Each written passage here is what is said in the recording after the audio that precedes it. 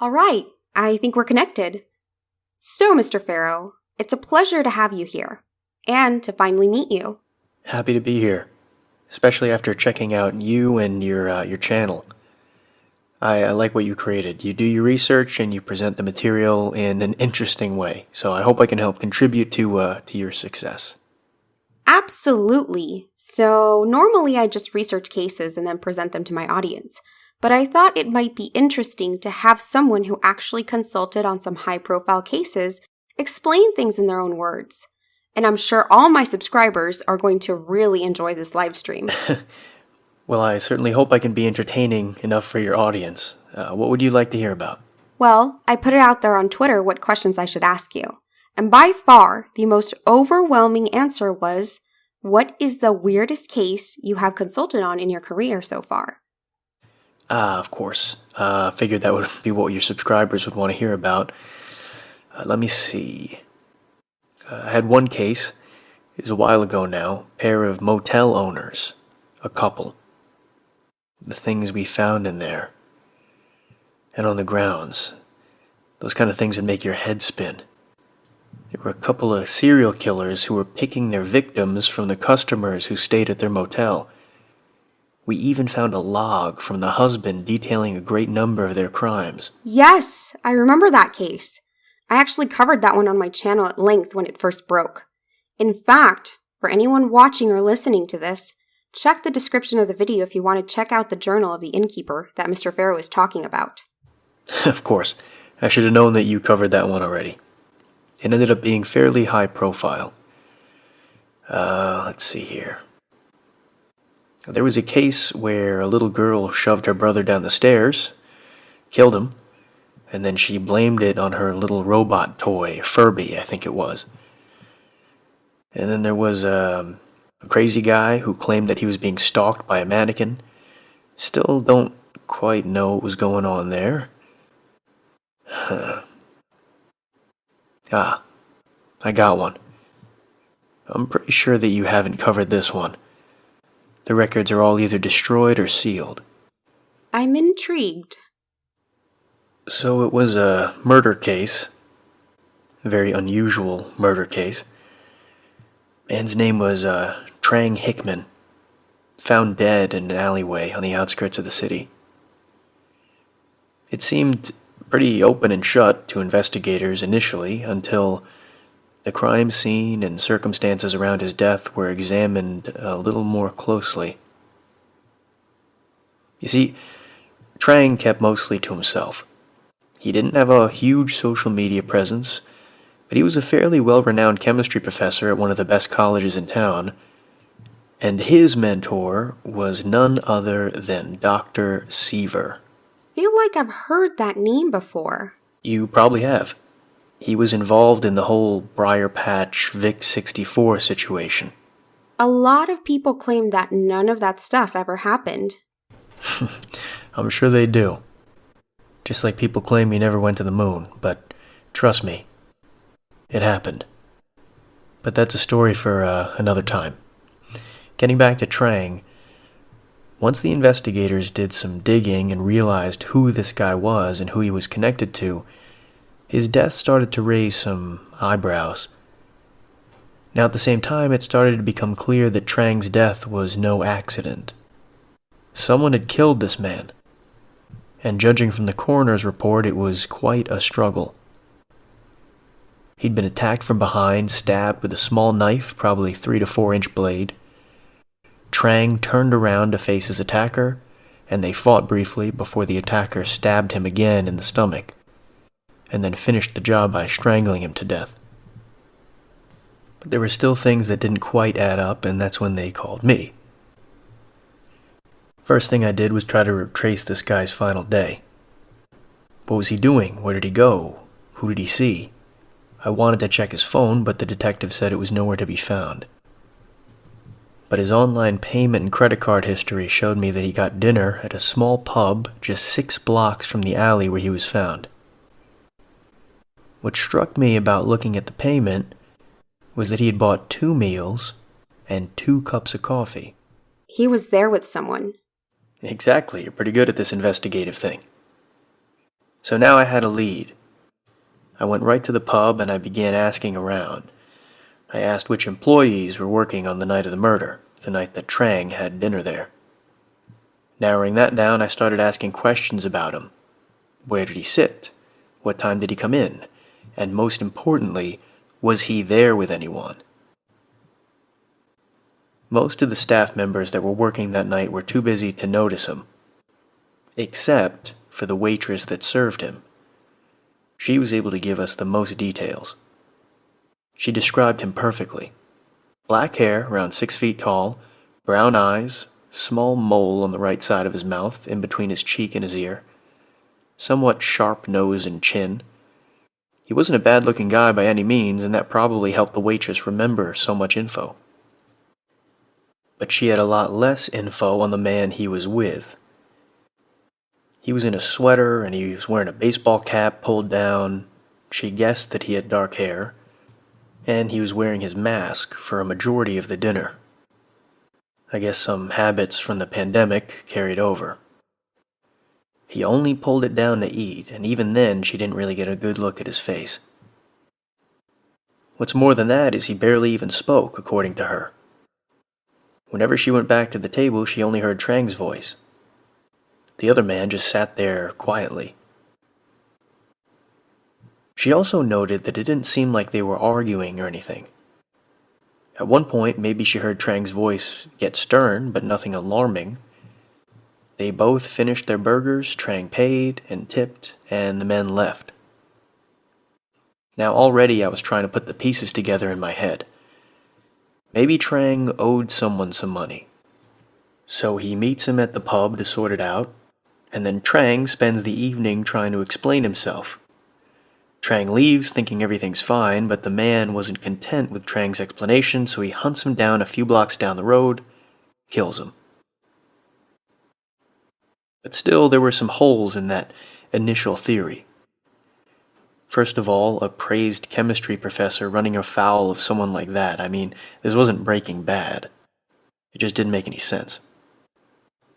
Without knowing who the second man was, I was worried that the investigation would be dead in the water.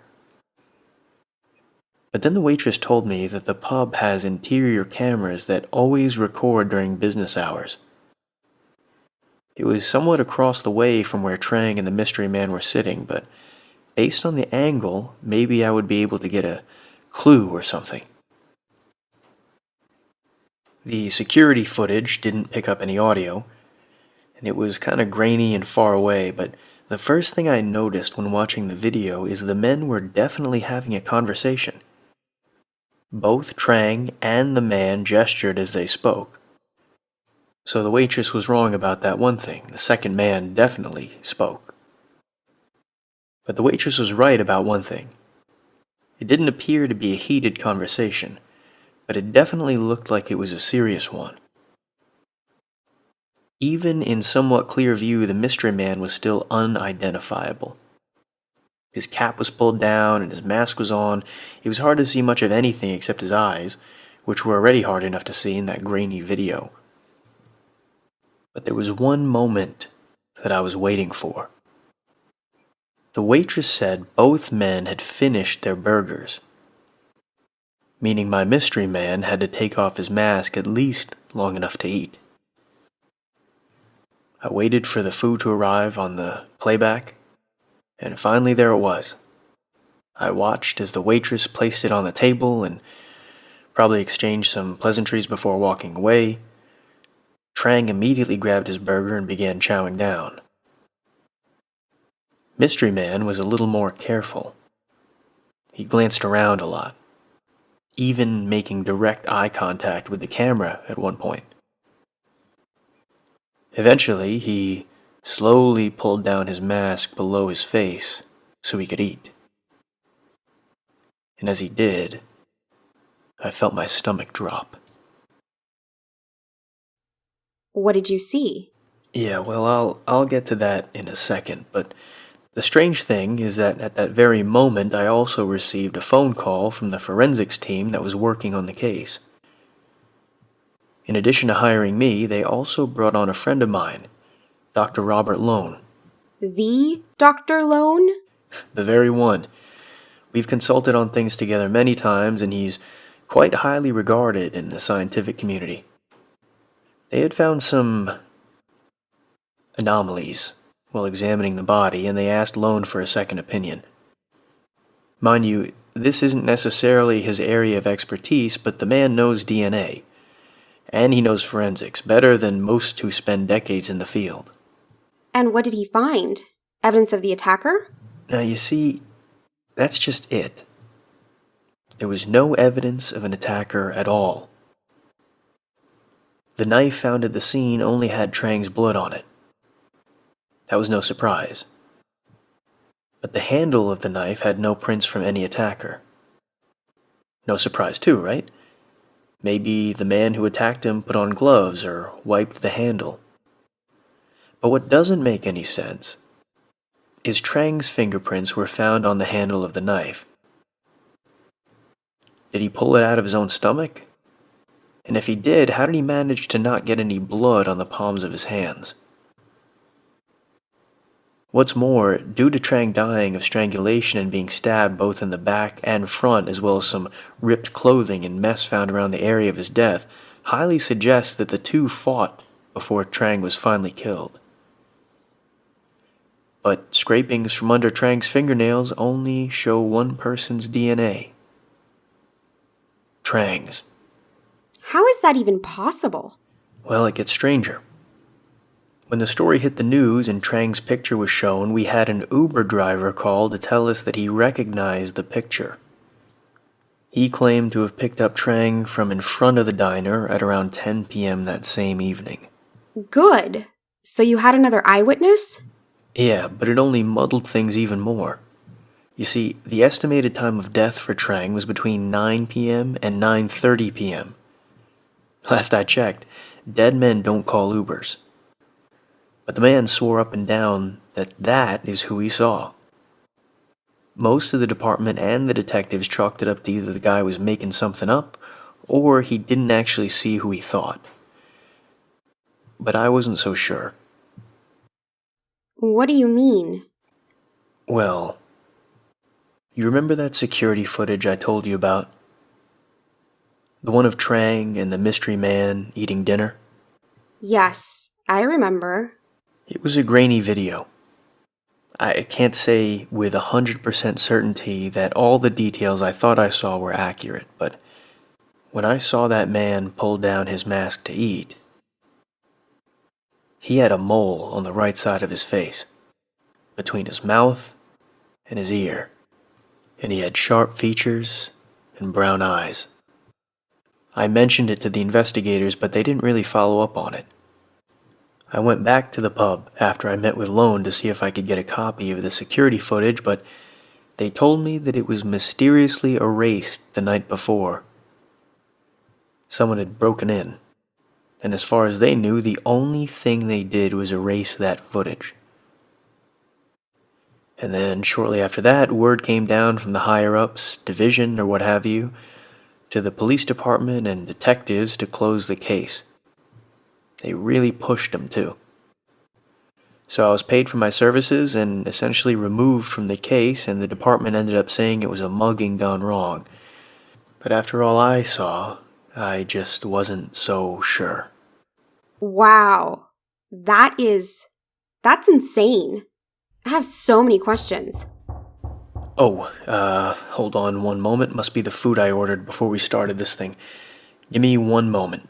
You don't mind if I eat during this thing, do you? The chewing's not going to bother your audience? Sure, no problem. All right, guys, while we wait for him to come back, why don't you drop some questions in the chat about the case, and we'll see if Mr. Farrow can answer them when he comes back.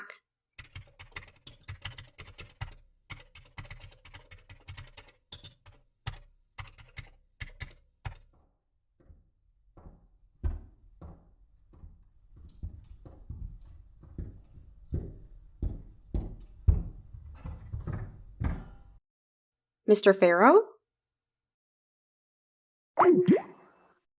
Huh.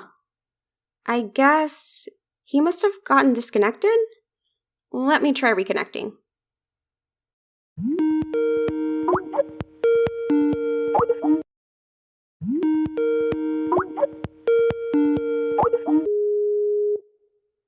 Okay, well, it seems like his connection dropped out. Maybe he'll rejoin later?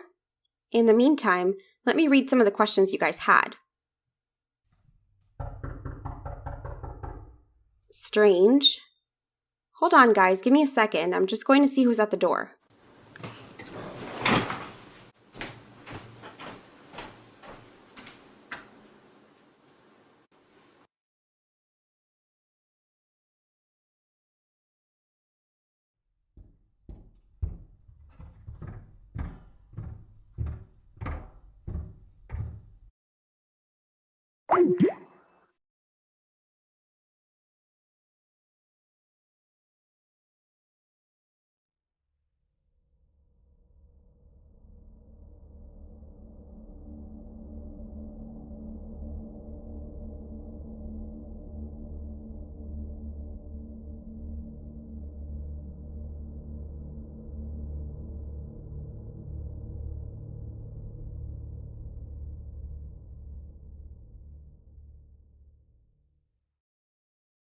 For some reason, he got a tremble over that.